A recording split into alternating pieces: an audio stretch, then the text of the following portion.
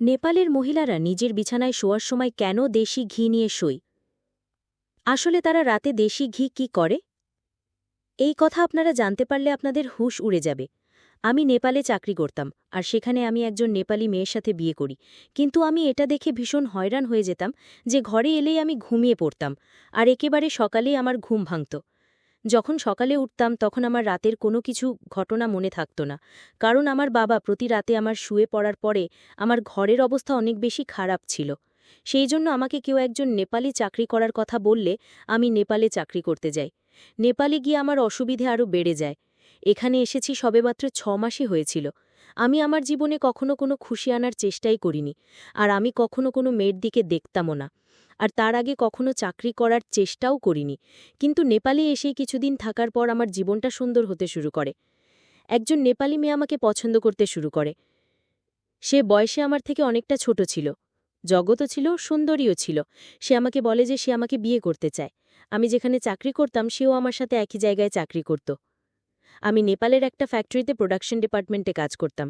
সেও আমার সাথে সেখানেই কাজ করত। সে যখন বলে যে সে আমাকে পছন্দ করে আর আমাকে বিয়ে করতে চায়, এই কথা শুনে তো আমার খুশির কোনো ঠিকানা থাকে না। আমার মনে তখন বিশাল আনন্দ হয়। আমি ভাবতেও পারিনি যে বিজনোরের ছোট্ট একটা গ্রামের থেকে এসে সাধারণ একটা কাজ করা ছেলে কখনো একটা নেপালি মেয়ের বর হতে পারে।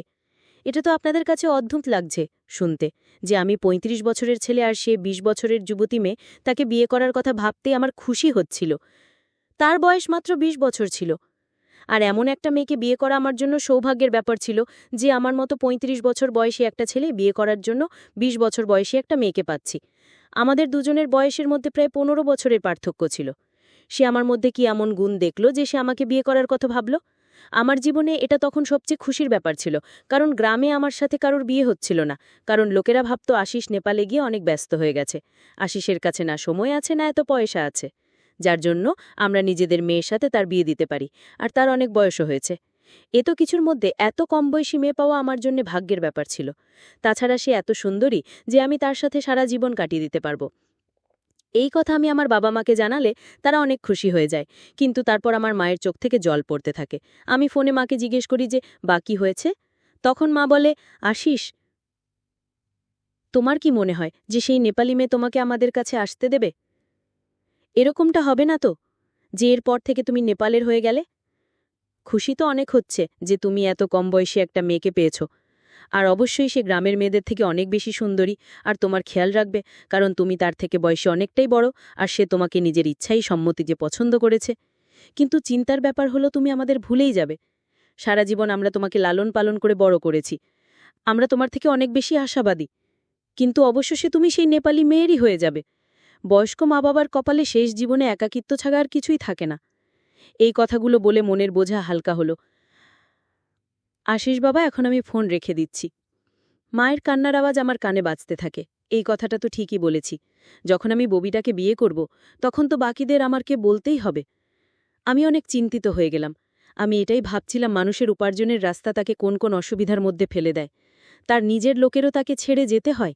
আমি সেই সব মেয়েদের কষ্ট অনুভব করতে পারছিলাম যারা নিজেদের মা বাবাকে ছেড়ে শ্বশুর বাড়িতে চলে যায়। তারপর বাপের বাড়িতে যাওয়ার জন্য তাকে অনুমতি নিতে হয়। আমি যখন আমার হবু নেপালি বউয়ের কাছে এইসব কথাগুলো বলি, তখন সে আমাকে বুকে জড়িয়ে ধরে বলে, তুমি কেন এমন ভাবছ? আমি কি জানি না যে তুমি একটা সম্মানিত পরিবারের সদস্য, আর আমিও তার ব্যতিক্রম নই? তোমার পরিবারের লোকেরা যা মনে করে, আমার পরিবারের লোকেরাও সেই একই কথা চিন্তা করে। তোমার কাছে আমার একটাই আশা যে তুমি আমায় অপরিসীম ভালোবাসবে, আমাকে এত ভালোবাসবে যে সারা জীবন আমি খুশি থাকতে পারি। এটা বাস্তব যে যে সমস্ত ছেলেরা তাদের মা বাবাকে সম্মান করে, তারাই আসল পুরুষ, আর তারাই নিজেদের বউকে অনেক ভালোবাসে, সম্মান করে, যা একটা মেয়ে চায়। আমার বউ এত নরম মন দেখে আমি খুশি হয়ে যাই। আমি তাকে জিজ্ঞেস করি, তুমি কি আমাকে আমার মা বাবার কাছে যাবার জন্য অনুমতি দেবে? তোমার মনে আছে তো, তুমি বলেছিলে বিয়ের পর তুমি সেখানে গিয়ে থাকবে? তখন আমার বউ বলে, আরে বোকা বর, আমি তোমাকে এটা বলতে চাইছি যে তুমি মা বাবাকে নেপালে ডেকে নাও।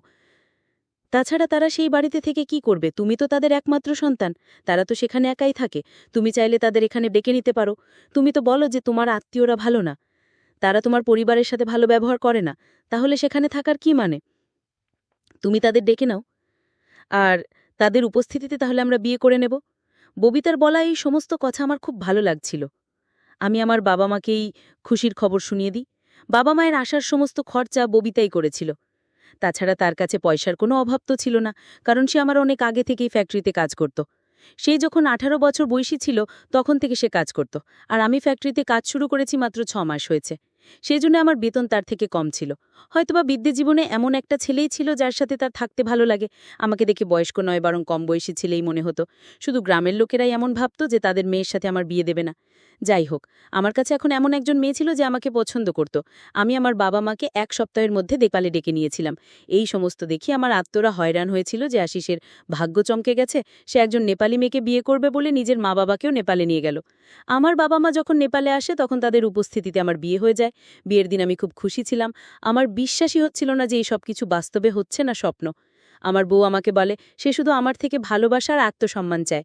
আজ রাত 2টার সময় সে আমার ঘরের সামনে বসে আছে। সে অনেক বেশি সুন্দরী লাগছিল দেখতে। তাকে কোনো একটা সুন্দর পুতুলের মতো লাগছিল, যেন মনে হচ্ছিল কোনো নিষ্পাপ পরী আমার সামনে বসে আছে। আমাকেও দেখতে অনেক স্মার্ট লাগছিল, আমি অনেক দামি জামাকাপড় পরেছিলাম, কিন্তু আমি অশিক্ষিত ছিলাম। আমি অশিক্ষিত হবার জন্য বউয়ের জন্য উপহারটা কীরকমভাবে সাজিয়ে আনতে হয় সেটা বুঝতে পারিনি। কোনো রকমে একটা ধালাই করে নিয়ে এসেছিলাম, সেটা ঠিক করে প্যাকও করিনি, কিন্তু আমার কাছে একটা আলাদা করে ব্যাগ ছিল যেটা আমি আজ সকালে নিয়েছিলাম। আর আমি এটাও ভুলে গিয়েছিলাম যে আমার বউ চকলেট পছন্দ করে, সে তো চকলেট দিয়ে অনেক ভালোবাসে। আমার কাছে পয়সা থাকার পরেও আমি এইগুলো তার জন্য আনতে ভুলে গিয়েছি। আমি তার জন্য একটা ছোট্ট আর্টিফিশিয়াল জুয়েলার সেট নিয়ে এসেছিলাম। আমি পয়সা এইভাবে নিজের কাছে রেখেছিলাম যে সে যেটা চাইবে কিনে নেবে। এটা ভুলে গিয়েছিলাম যে তার কাছে তো আগে থেকে অনেক পয়সা আছে। আমার বউয়ের হাতে আগে থেকে একটা বক্স ছিল, হয়তো সেও আমাকে কোনো উপহার দিতে চাইতো। তখন আমি তার হাতে সেই বক্সটা দেখি, তখন তাকে পয়সা দেওয়ার সিদ্ধান্ত বদলায়নি। ঠিক করি যে তাকে পয়সা দেব না, কিন্তু সে আমার হাতের ব্যাগটা দেখে ফেলেছিল, যার মধ্যে একটাতে জুয়েলার্স ছিল আর একটাতে পয়সা। সে আমাকে জিজ্ঞেস করে, আসিস এর মধ্যে কি আছে? আমি তখন বলি, এটা তোমাকে দেওয়ার জন্য এনেছি। আমি জুয়েলার সেটটাকে দিই, তার খুব পছন্দ হয়, কিন্তু দ্বিতীয় ব্যাগটা আমি বলি তুমি কোথাও রেখে দাও, আমি সকালে উঠে তোমার কাছ থেকে নিয়ে নেব। এটা আমার রোজগার, হাত খরচ। তখন ববিতা বলে, আমার তো মনে হয়েছিল তুমি আমার জন্য কোনো বিশেষ উপহার এনেছো। সেই জুয়েলার্স তো খুব সাধারণ ছিল। সেই জুয়েলার সেটটা তার পছন্দ হয়েছিল, কিন্তু খুশি হয়নি সে এতটা। আমি বলি, আমাকে ক্ষমা করো ববিতা, আমার পেরেন্টসের জন্য আমি ভুলে গিয়েছিলাম যে তোমাকে কোনো বিশেষ উপহার দিতে হবে, কিন্তু আমি তোমার জন্য কাল এর থেকেও ভালো কোনো উপহার তোমাকে এনে দেব, যেটা তোমার অনেক অনেক পছন্দ হবে। আমার কথা শুনে সে মেনে নেয় আর তার রাগও দূর হয়ে যায়। সবকিছু ভুলে আমার উপহারের ব্যাপারে ভাবতে থাকে। আমি বিছানার নিচে হাত দিয়ে বললি যে এইসব পয়সা আমি বিছানার নিচে রেখে দিচ্ছি। তখনই তার মুখের রং উড়ে গেল। তাকে দেখে মনে হচ্ছিল যেন সে চায় না যে আমি বিছানার নিচে হাত দিই। সে হয়তো আমাকে নিজের কাছে আসতে দেবে না। এই বিয়ের অন্য কোনো কারণ আছে হয়তো, না হলে আমার হাত তার দিকে বাড়ানোর জন্য সে আমার দিকে এমন অদ্ভুতভাবে দেখত না। আমার মনে অনেক রকম প্রশ্ন আসছিল। ববিতা বলে, এটা তুমি কি করছো, বিছানার নিচে কি রাখছো? সে এসে আমাকে বলে, আমি বললাম কি রাখবো? আমাকে সে বলল, দাও আমি আলমারিতে রেখে দিই। আর সে আলমারি খুলে সেখানে রেখে দিল। আমি কখন ঘুমিয়ে পড়ি আমি জানতেই পারিনি। সত্যি কথা বলতে আমার মনে নেই যে আমি কখন ঘুমিয়েছি। যখন আমি সকালে ঘুম থেকে উঠি তখন আমার বউ আমার সামনে বসেছিল, আর সে হেসে হেসে আমাকে দেখছিল, আর সে বলেছিল, তাড়াতাড়ি উঠো আসিস, অনেক দেরি হয়ে যাচ্ছে, আমাদের ফ্যাক্টরিতে যেতে হবে, সেখানে সবাই আমাদের অপেক্ষা করছে।